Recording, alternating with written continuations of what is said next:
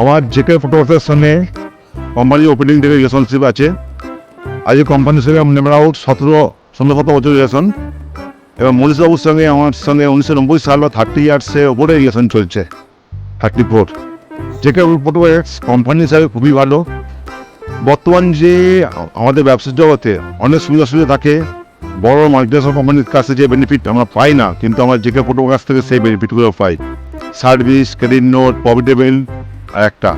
আর যেটা ফটোগ্রাফার্সের একটা বড় গুণ আছে, বলুন কোনো কাস্টমার দোকানে মাল নিয়ে গেলে দেখবেন রিচেঞ্জ করতে আসে বা রিটার্ন দিতে আসে, কিন্তু এখানে জেকে ফটোগ্রাফার্সের মাল নিয়ে গেলে কাস্টমার রিটার্ন দিয়ে তার হচ্ছে এত এখানে তার ওনার সাশ্রয় হয়, কোয়ালিটি এত ভালো পান, এক্সট্রা মাইলেজ পান।